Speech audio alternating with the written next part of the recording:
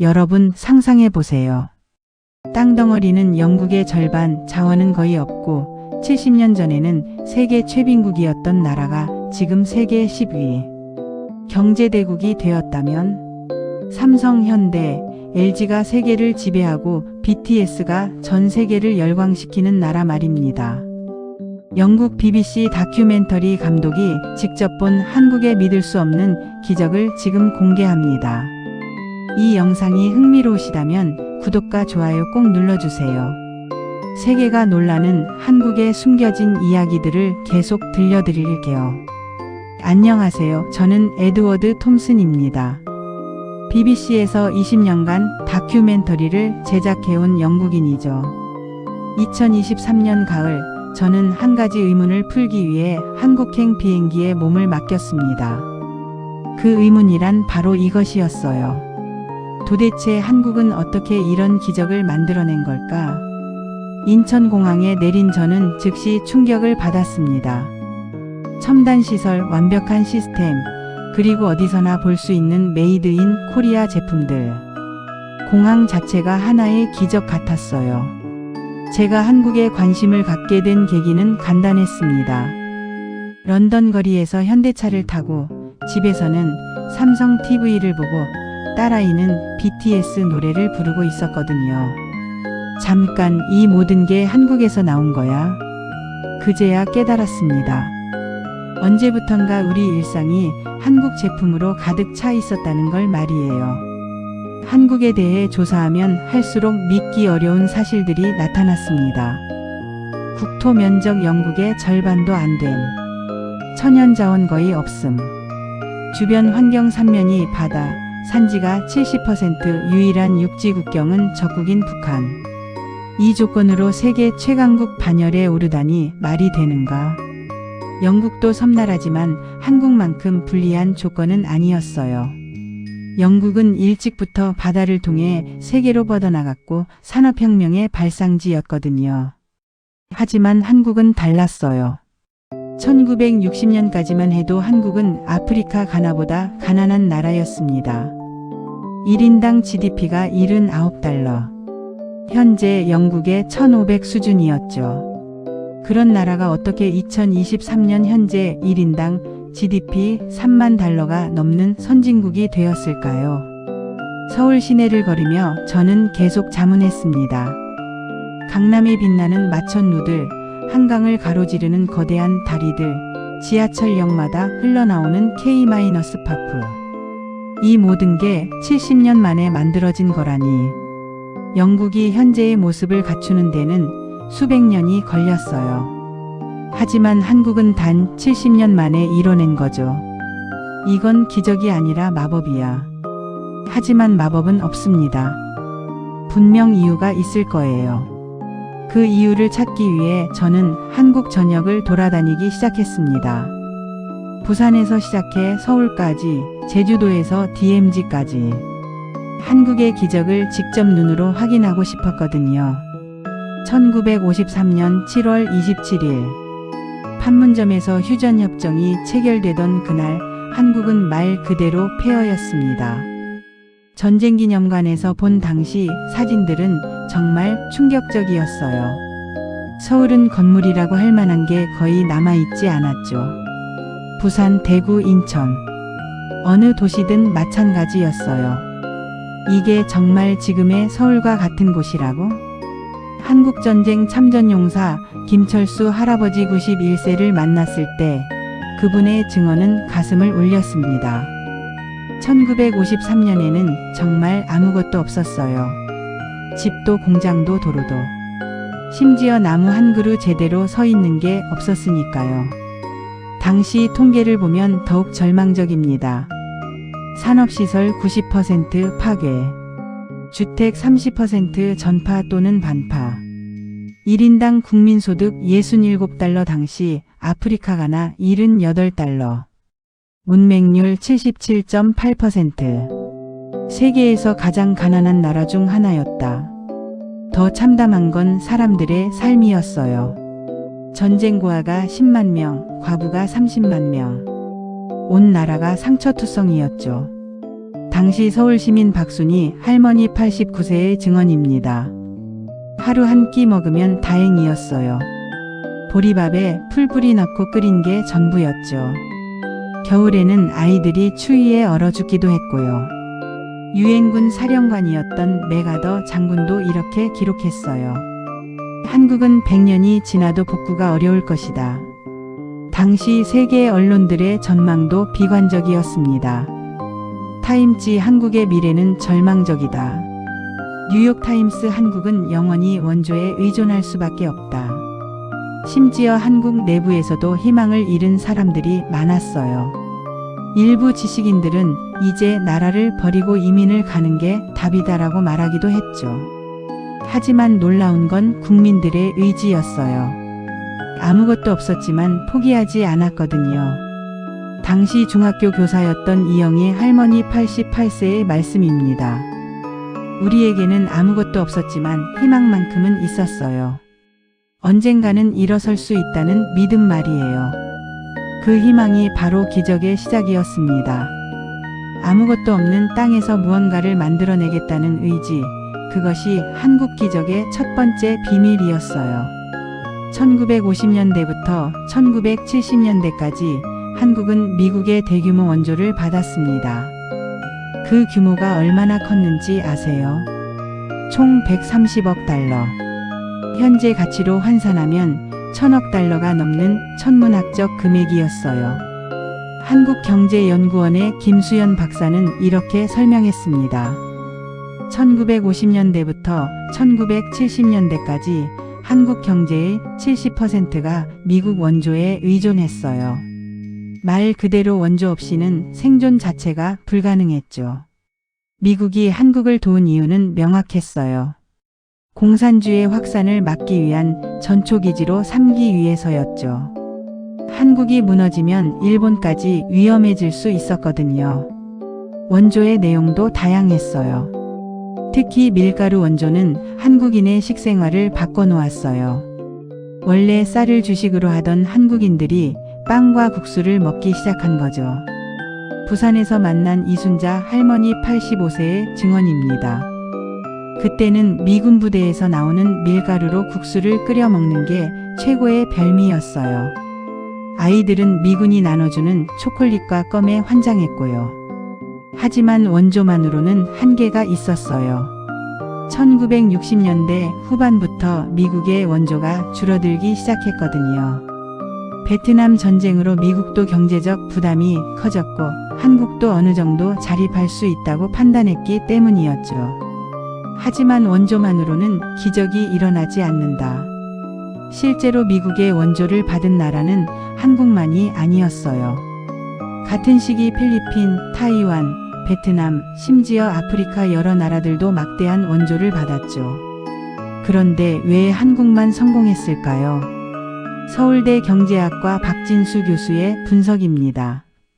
원조를 소비하는 나라와 투자하는 나라의 차이예요. 다른 나라들은 원조를 당장의 생활 개선에 썼지만 한국은 교육과 산업 기반 구축에 투자했어요. 실제로 한국 정부는 미국 원조로 받은 밀가루를 팔아서 그 돈으로 학교를 짓고 도로를 만들고 공장을 세웠어요. 1970년대 초 미국 원조가 사실상 중단되었을 때 한국은 중대한 갈림길에 섰습니다. 계속 원조에 의존할 것인가 아니면 스스로의 힘으로 일어설 것인가? 한국은 후자를 선택했습니다. 그리고 그때부터 진짜 기적이 시작되었어요. 1970년대 한국 정부는 역사적인 결정을 내렸습니다. 더 이상 원조에 의존하지 않겠다. 우리 스스로 산업화를 이뤄내겠다. 박정희 대통령이 추진한 경제개발 5개년 계획. 이것이 바로 한강의 기적의 시작이었어요. 당시 한국이 선택한 전략은 수출 위주의 경공업이었습니다. 섬유, 신발, 가발. 선진국에서는 더 이상 하지 않으려는 노동집 약적 산업들이었죠. 우리에게는 자본도 기술도 없다. 하지만 성실하고 부지런한 사람들이 있다. 포항제철현 포스코 건설이 그 대표적인 예였어요. 1970년 착공 당시 세계 철강업계는 비웃었습니다. 철광석도 없고 석탄도 없는 나라가 제철소를 짓겠다고? 미친 소리다. 하지만 한국은 해냈어요. 1973년 포항제철소가 가동을 시작했고 지금은 세계 최고 수준의 철강회사가 되었죠. 현대건설 창업자 정주영 회장의 일화는 전설이 되었어요. 1965년 태국에서 고속도로 건설 사업을 따내기 위해 경쟁 업체들과 입찰에 참여했을 때의 일입니다. 태국 정부 현대건설의 실적을 보여주세요. 정주영 실적은 없지만 의지가 있습니다. 그는 한강에 걸린 다리 사진을 보여주며 말했어요. 우리가 만든 다리입니다. 600년 전에 만들어진 다리지만 아직도 튼튼합니다. 놀랍게도 현대건설이 낙찰됐어요. 그리고 완공 후 태국 정부는 극찬했습니다. 한국인들의 성실함과 기술력에 감탄했다. 자동차 산업도 마찬가지였어요. 1975년 현대자동차가 포니를 출시했을 때 세계는 의심스러워했습니다. 한국이 자동차를 만든다고? 일본도 힘든데? 하지만 포니는 성공했어요. 특히 캐나다에 수출되면서 한국 자동차의 가능성을 증명했죠. 조선업은 더욱 극적이었어요. 1970년대 초 한국은 배를 만들 줄도 몰랐거든요. 그런데 10년 만에 세계 조선업계의 강자로 올라섰어요. 현대중공업 창업 초기 직원들은 일본에 가서 몰래 조선소를 구경하며 기술을 배웠다고 해요. 불가능해 보이던 조선 철강 자동차 산업이 살아남은 가장 놀라운 건 반도체였어요. 1980년대 삼성이 반도체 사업에 뛰어들겠다고 했을 때 전 세계가 말렸어요. 일본도 고전하는 분야에 한국이 뛰어든다고? 자살행위다. 삼성 이병철 창업주는 이렇게 말했답니다. 지금 시작하지 않으면 영원히 따라잡을 수 없다. 그리고 정말로 해냈어요. 지금 삼성은 세계 메모리 반도체 1위 기업이죠. 이 모든 것들이 어떻게 가능했을까요? 비밀은 한국인의 특별한 정신력에 있었어요. 하면 된다.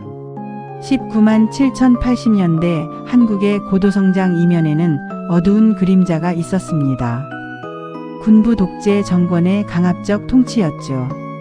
박정희 전두환으로 이어지는 군사정권 18년. 이 시기에 한국은 경제적으로는 비약적 발전을 이뤘지만 정치적으로는 암흑기였어요. 야간 통행 금지, 집회 금지, 언론 통제. 국민들의 자유는 심각하게 제약받았습니다. 그때를 살았던 김영수 C75세의 증언입니다. 밤 12시 이후에는 길거리에 다닐 수 없었어요. 걸리면 경찰서에 끌려가서 조사받았죠. 무서운 시절이었어요. 학생들의 저항도 거셌어요. 1980년 5월 광주에서 일어난 민주화 운동은 그 절정이었죠. 시민들이 탱크 앞에 맨몸으로 맞섰어요. 하지만 아이러니하게도 이 시기에 한국 경제는 폭발적으로 성장했습니다. 1970년대 연평균 성장률 8.9%, 1980년대 연평균 성장률 9.4%. 경제학자들은 이를 개발 독재라고 부릅니다. 정치적 자유는 억압하되 경제 발전에만 모든 역량을 집중한 거죠. 포항제철, 경부고속도로, 서울지하철. 모두 이 시기에 만들어진 것들이에요. 하지만 대가도 컸습니다. 1970년 전태일 열사의 분신 자살이 상징적이에요. 열악한 노동 환경에서 고생하던 노동자들의 현실을 온몸으로 고발한 거죠. 근로기준법을 준수하라. 우리는 기계가 아니다. 그의 외침은 한국 사회에 큰 충격을 주었어요. 여성 노동자들의 희생도 컸어요. 구로공단 마산 수출자 유지요. 하루 12시간씩 일하며 한국 수출의 기반을 다진 분들이었죠. 당시 섬유공장에서 일했던 이명순 C71세의 증언입니다. 새벽 6시부터 밤 10시까지 일했어요. 화장실 갈 시간도 없었죠. 그래도 가족을 먹여 살려야 했으니까 참았어요. 농민들도 마찬가지였어요. 산업화를 위해 농업이 희생되었거든요. 쌀값은 낮게 억제되고 농촌 청년들은 모두 도시로 떠났어요. 억압 속에서도 국민은 꿈을 잃지 않았다. 놀라운 건 이런 고난 속에서도 한국인들이 희망을 잃지 않았다는 점이에요. 우리 아이들만큼은 더 나은 삶을 살게 해주자. 부모들은 자식 교육을 위해 모든 것을 희생했어요. 공장에서 번 돈을 아껴가며 아이들을 학교에 보냈죠. 그 결과 한국은 세계에서 가장 교육열이 높은 나라가 되었어요. 1970년대 문맹률이 77%에서 10% 이하로 급격히 떨어졌죠. 재벌 기업들도 이 시기에 기반을 다졌어요. 삼성, 현대, LG, SK 모두 정부의 전폭적 지원을 받으며 성장했습니다. 비판도 많았지만 결과적으로는 한국 경제 발전의 엔진 역할을 했어요. 이 모든 것들이 1987년 6월 민주항쟁으로 결실을 맺었습니다. 드디어 국민들이 정치적 자유와 경제적 풍요를 동시에 손에 넣은 거죠. 1970년대 한국의 시골 마을 풍경을 상상해 보세요. 전기불도 제대로 들어오지 않는 깜깜한 밤, 초롱불 밑에서 책을 읽는 아이들의 모습을. 여러분, 한국의 기적은 교실에서 시작됐다. 가난한 농부의 아들이라도 공부만 열심히 하면 출세할 수 있다는 믿음. 이것이 한국을 바꾼 가장 강력한 힘이었어요. 당시 농촌 지역을 취재한 기록을 보면 놀라운 장면들이 나와요. 새벽 4시, 소먹이를 주러 나간 아이가 외양간에서 영어 단어를 외우고 있었어요. 점심시간 논밭에서 일하던 중학생이 나무 그늘에서 수학 문제를 풀고 있었고요. 교육에 대한 한국인들의 열정은 세계 어느 나라와도 비교할 수 없을 정도였어요. 1970년대 통계를 보면 더욱 놀랍습니다. 초등교육 취학률 99.9%, 중등교육 진학률 95%, 고등교육 진학률 55%, 당시 미국 48%, 전 세계에서 가장 높은 수준이었죠. 부모들의 희생은 눈물겨웠어요. 시골에서 농사짓는 부모가 자식을 서울대학에 보내기 위해 논밭을 팔기도 했거든요. 당시 농촌에서 서울로 유학 온 박영철 씨 72세의 증언입니다. 아버지가 소를 팔아서 제 대학 등록금을 마련해 주셨어요. 그 소는 우리 집 유일한 재산이었는데 지금도 생각하면 눈물이 나요. 더 놀라운 건 여성 교육에 대한 관심이었어요. 전통적으로 남존여비 사상이 강했던 한국에서 딸들에게도 교육 기회를 주기 시작한 거죠. 1980년대부터는 여대생 수가 급격히 늘어났어요. 이화여대, 숙명여대, 성신여대. 여성들도 고등교육을 받기 시작한 거예요. 정부도 교육에 엄청난 투자를 했어요. 1970년대 교육 예산 비율 GDP의 4.2%. 이는 당시 선진국 평균보다 높은 수준이었어요. 새마을 운동의 일환으로 전국에 학교와 도서관을 지었어요. 심지어 오지에도 초등학교를 세워서 모든 아이들이 교육받을 수 있게 했죠. 영어 교육에 대한 열풍도 대단했어요. 영어를 배워야 세계로 나갈 수 있다는 믿음 때문이었죠. 1980년대 서울 시내 영어학원은 항상 만원이었어요. 직장인들도 퇴근 후 야간 영어학원에 다녔고요. 이런 교육열이 만들어낸 결과는 놀라웠어요. 1990년대부터 한국인들이 미국 실리콘밸리에서 두각을 나타내기 시작했어요. 삼성, LG에서 일하던 엔지니어들이 미국으로 건너가 IT 혁신을 이끌었죠. 한국의 교육 시스템이 만든 또 다른 기적은 기술력이었어요. 포항공대, 카이스트 같은 이공계 특성화 대학을 만들어서 과학기술 인재를 집중 양성했어요. 그 결과 1990년대부터 한국은 IT 강국으로 발돋움할 수 있었던 거죠. 가장 놀라운 건 이 모든 게 단 30년 만에 이뤄졌다는 점이에요. 1960년 문맹률 77%, 1990년 문맹률 2%. 세계 역사상 이렇게 빠른 교육혁명은 없었어요. 1980년대 후반, 세계는 한국산 제품의 물결에 휩싸이기 시작했습니다.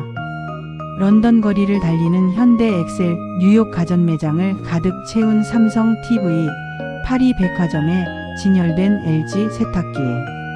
런던, 뉴욕 거리를 달리는 코리안 카와 코리안 TV. 한국이 메이드 인 코리아로 세계를 정복하기 시작한 거예요. 그 시작은 작았어요.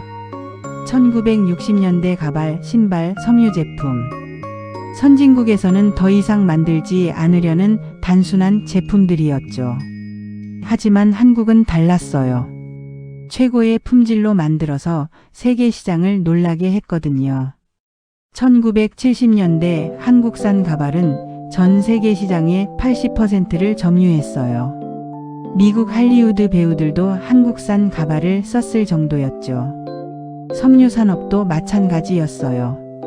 1980년대 한국은 세계 최대 섬유 수출국이 되었죠. 그런데 정말 놀라운 건 1980년대부터였어요. 한국이 중화학공업으로 업그레이드하기 시작한 거죠. 현대 자동차의 해외 진출이 그 상징이었어요. 1986년 현대 엑셀이 미국에 처음 수출됐을 때 미국 소비자들은 의심스러워했어요. 한국 차 들어본 적도 없는데. 하지만 결과는 놀라웠어요. 첫 해 16만 대 판매. 당시 외국 자동차 회사로는 최단기간 최다 판매 기록이었죠. 미국 자동차 전문지 모터 트렌드는 이렇게 평가했어요. 코리안 카 쇼즈 서프라이징 퀄러티 언드 밸류. 디스 쿠드 체인지 더 게임. 1990년대 들어서는 더욱 놀라운 일들이 벌어졌어요. 삼성전자가 세계 메모리 반도체 1위가 된 거예요. 1993년 64MB 디램에서 인텔을 제치고 세계 1위를 차지했죠. 당시 실리콘밸리는 충격에 빠졌어요. 한국 회사가 우리를 앞질렀다고? LG전자도 마찬가지였어요. 1990년대 세계 각국에 LG 냉장고와 세탁기가 수출되기 시작했죠. 특히 인도 시장에서의 성공은 전설적이었어요. 라이프스 굿이라는 슬로건으로 인도인들의 마음을 사로잡았거든요. 조선업은 더욱 극적이었어요. 1990년대 현대중공업은 세계 최대 조선소가 되었어요. 울산 조선소에서 만든 배들이 전 세계 바다를 누비기 시작한 거죠. 특히 유조선과 컨테이너선 분야에서는 한국이 독보적이었어요. 노르웨이 선주협회 회장은 이렇게 말했어요. 코리안 shipbuilders are the best in the world. No one can match their quality and speed. 그런데 한국 무역의 진짜 비밀은 따로 있었어요. 바로 지정학적 위치였죠. 한국은 중국, 일본, 러시아 사이에 위치한 천혜의 무역 거점이었어요. 인천항, 부산항, 울산항 모두 아시아 물류의 중심이 되었죠. 1990년대 부산항은 세계 3위 컨테이너 항구가 되었어요. 하루에 수백 척의 배가 드나들면서 한국 제품을 전 세계로 실어 날랐죠. 더 놀라운 건 한국 기업들의 해외 진출 전략이었어요. 삼성은 미국, 유럽, 중국에 현지 공장을 세웠어요. 그냥 수출만 하는 게 아니라 현지에서 직접 생산한 거죠. 현대 자동차도 마찬가지였어요. 인도, 터키, 체코에 공장을 세워서 현지 시장을 공략했어요. 2000년대 들어서는 더욱 놀라운 일이 벌어졌어요. 한국이 조선, 반도체, 자동차, 철강, 석유화학 분야에서 모두 세계 5위 안에 들어간 거예요. 이건 독일, 일본, 미국을 제외하고는 어느 나라도 해내지 못한 일이었어요. 특히 2008년 글로벌 금융위기 때는 더욱 빛났어요. 다른 나라 기업들이 어려워할 때 한국 기업들은 오히려 시장 점유율을 늘렸거든요. 삼성전자는 그 기간에 애플을 제치고 스마트폰 세계 1위가 되었어요. 현대자동차도 미국에서 도요타, 혼다와 어깨를 나란히 하는 브랜드가 되었죠. 2023년 현재 한국은 세계 6위 수출국입니다. 인구 5천만 명의 나라로는 정말 놀라운 성과죠. 2020년 2월 9일 할리우드 돌비 극장. 그날 밤 한국 영화 기생충이 아카데미 작품상을 수상했을 때 전 세계가 놀랐습니다. 비영어권 영화가 작품상을? 이건 아카데미 91년 역사상 처음이야. 하지만 이건 시작에 불과했어요. 2021년 오징어 게임이 넷플릭스를 통해 전 세계에 공개되자 더 큰 충격이 일어났습니다. 94개국에서 1위를 기록. 넷플릭스 역사상 최고 시청률을 달성한 거예요. 이 작은 나라의 이야기가 세계인의 가슴을 울린다. 미국 뉴욕타임스는 이렇게 보도했어요. 코리안 컨텐트 is taking over the world. This is cultural revolution. 하지만 한국 문화의 세계 진출은 훨씬 전부터 시작되었어요. 1990년대 말 겨울 연가가 일본에서 데이트를 치면서 한류의 첫 물결이 시작되었죠. 일본 중년 여성들이 배용준을 보기 위해 한국까지 오는 윤사마 신드롬이 일어났어요. 그 다음은 K-팝이었어요. 2000년대 보아가 일본에서 성공한 것을 시작으로 동방신기, 소녀시대, 원더걸스가 아시아를 휩쓸었죠. 하지만 진짜 혁명은 2010년대부터였어요. 싸이의 강남스타일이 2012년 유튜브에서 10억 뷰를 돌파했을 때 세계는 한국의 존재를 제대로 알게 되었어요. GANGNAM 스타일은 미국 빌보드 차트 2위까지 올랐죠. 한국 가수로서는 최초였어요. 그리고 2013년 BTS가 데뷔했습니다. 처음에는 작은 기획사 출신이라 주목받지 못했어요. 하지만 이들은 달랐어요. 소셜미디어를 통해 전 세계 팬들과 직접 소통했고 자신들의 진솔한 이야기를 음악에 담았어요. 그 결과 2018년 빌보드 200 차트 1위를 달성. 한국 가수 최초였죠. 이후 BTS는 그래미 후보에 오르고 UN 총회에서 연설하고 빌보드 차트를 석권하며 세계적인 스타가 되었어요. 2020년 다이너마이트로 빌보드 핫 100 차트 1위를 달성했을 때 한국 전체가 들썩였죠. 하지만 K-팝만이 아니었어요. 블랙핑크, 여자아이들, 스트레이키즈 있지. 수많은 K-팝 그룹들이 세계 무대에서 활약하기 시작했어요. K- 드라마도 마찬가지였어요. 사랑의 불시착 킹덤 승리요. 넷플릭스를 통해 전 세계에 소개된 한국 드라마들이 큰 인기를 끌었죠. 특히 사랑의 불시착은 북한을 소재로 해서 더욱 화제가 되었어요. 분단국가 한국의 특수한 상황이 오히려 흥미로운 스토리가 된 거죠. K-뷰티, K-푸드도 세계적인 트렌드가 되었어요. 미국 할리우드 배우들이 한국 화장품을 쓰고 유럽 젊은이들이 김치와 불고기를 배우고 있어요. 2021년 런던에서 만난 영국 대학생 에밀리는 이렇게 말했어요. I'm learning Korean language because I love K- 드라마. Korean culture is so cool. 파리의 한 카페에서는 젊은이들이 태극기를 흔들며 BTS 노래를 따라 부르고 있었어요. 이제 한국어를 배우는 외국인이 전 세계적으로 급증하고 있어요. 미국 대학의 한국학과 지원자가 10배 늘었고 유럽에서는 한국어 강좌가 몇 분 만에 마감되고 있어요. 한국 문화가 세계를 정복하고 있는 거예요. 9화 북한과의 대비 약 2분 40초. 여기서 잠깐 놀라운 사실 하나를 알려드릴게요. 1960년대까지만 해도 북한이 남한보다 부유했다는 걸 아시나요? 북한에는 일제강 점기부터 발달한 중화학공업 기반이 있었어요. 평양은 서울보다 현대적인 도시였고 북한 주민들의 생활 수준도 더 높았죠. 1960년 1인당 GDP 북한 253달러, 남한 158달러, 거의 2배 차이였어요. 게다가 북한은 소련과 중국의 전폭적인 지원을 받고 있었어요. 기술, 자본, 자원 모든 면에서 남한보다 유리한 조건이었죠. 1970년대까지도 북한은 자신만만했어요. 김일성은 이렇게 말했답니다. 남조선은 미제의 식민지다. 우리가 통일을 주도할 것이다. 실제로 1970년대 초까지는 북한이 앞서고 있었어요. 하지만 1980년대부터 상황이 역전되기 시작했습니다. 남한은 자유시장 경제를 통해 폭발적으로 성장했지만 북한은 사회주의 계획 경제의 한계에 부딪힌 거예요. 더 결정적이었던 건 1990년대 소련 붕괴였어요. 북한의 최대 후원자였던 소련이 사라지면서 북한 경제는 급격히 악화되었죠.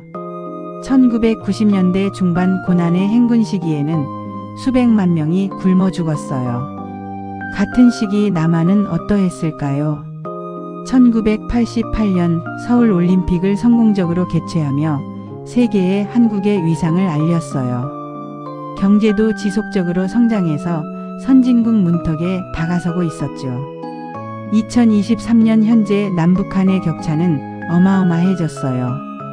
1인당 GDP 남한 32,250달러, 북한 1,300달러, 무려 25배 차이. 경제 규모로 보면 더 극적이에요. 남한 GDP 1조 8천억 달러, 북한 GDP 480억 달러, 거의 40배 차이입니다. 한국은 자유로 북한은 독재로. 결과는 하늘과 땅 차이였다. 가장 극명한 차이는 기술력이에요. 남한은 반도체, 자동차, 조선, IT 분야에서 세계 최고 수준에 도달했어요. 삼성, 현대, LG 세계적인 기업들을 보유하고 있죠.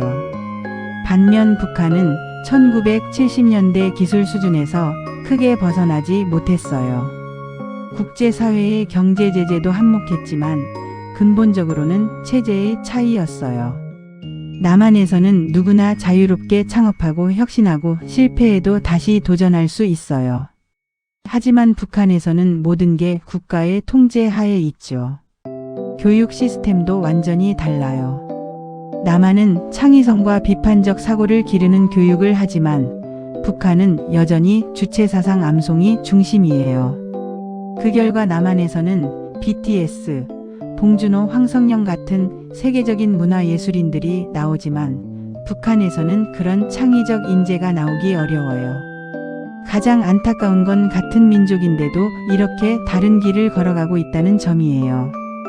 분단 초기만 해도 북한이 더 앞서 있었는데 70년이 지난 지금은 완전히 뒤바뀐 거죠. 이게 바로 자유와 독재의 차이, 시장경제와 계획경제의 차이예요. 한국의 기적은 단순히 경제성장만이 아니라 정치적 자유까지 쟁취한 더블 기적이었어요.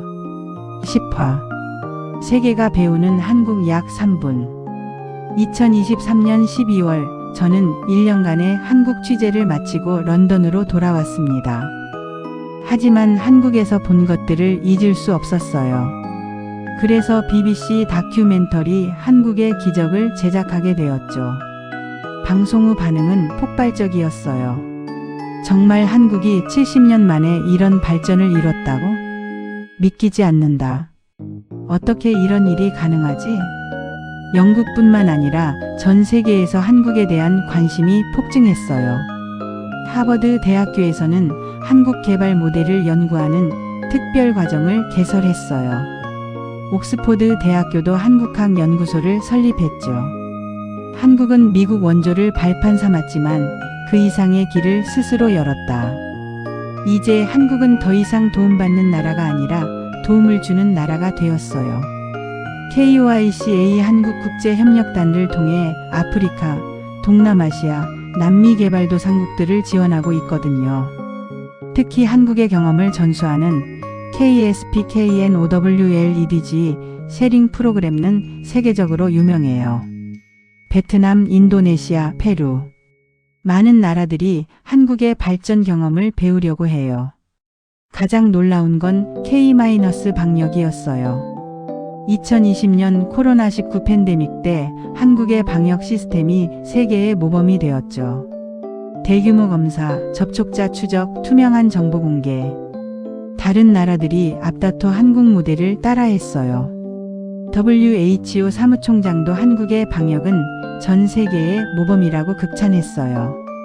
IMF, 코로나 등 위기에도 꺾이지 않는 한국인의 회복력도 세계가 주목하는 점이에요. 1997년 IMF 위기 때 한국 국민들이 금 모으기 운동에 자발적으로 참여한 건 지금도 전설로 남아 있어요. 우리나라를 구하자. 온 국민이 하나가 되어 위기를 극복하는 모습에 세계가 감탄했죠. 2008년 글로벌 금융위기 때도 마찬가지였어요. 다른 나라들이 휘청거릴 때 한국은 빠르게 회복했어요. 지금 전 세계 젊은이들은 한국을 꿈의 나라로 여기고 있어요. K-파프 스타가 되려고 한국으로 오는 외국인 연습생들, 한국 대학에서 공부하려는 유학생들, 한국 기업에 취업하려는 젊은이들. 이제 한국은 아메리칸 드림이 아닌 코리안 드림의 나라가 되었어요. 삼성, 현대, LG 등 한국 기업들은 세계 곳곳에서 현지인들을 고용하며 일자리를 창출하고 있어요. 문화적으로도 한국은 세계의 트렌드를 이끌고 있어요. BTS의 콘서트에는 전 세계에서 수십만 명이 몰려들고 한국 드라마는 넷플릭스 글로벌 차트를 석권하고 있죠. 한국어를 배우는 외국인이 1,000만 명을 넘었어요. 이제 세계 주요 대학에서 한국어는 필수 외국어 중 하나가 되었죠. 제가 마지막으로 전하고 싶은 말은 이것입니다. 한국의 기적은 단순한 행운이 아니었어요. 국민들의 교육열, 정부의 강력한 의지, 그리고 절대 포기하지 않는 정신력이 만들어낸 결과였어요. 가장 중요한 건 하면 된다는 믿음이었어요. 불가능해 보이는 일도 온 국민이 합심하면 이뤄낼 수 있다는 믿음 말이에요. 태극기가 바람에 펄럭이는 모습, K-파프 콘서트에서 환호하는 전 세계 팬들, 세계 최고 수준의 반도체를 만드는 삼성 공장, 월드컵에서 골을 넣고 기뻐하는 손흥민. 이 모든 장면들이 한국 기적의 상징이에요. 이제 세계는 한국을 배우고 있다. 이것이 진정한 기적이다. 70년 전 전쟁의 폐허에서 일어나 세계 10위 경제대국이 된 한국. 이보다 더 극적인 성공 스토리가 또 있을까요? 한국의 기적은 아직 끝나지 않았습니다. 앞으로도 계속될 것입니다.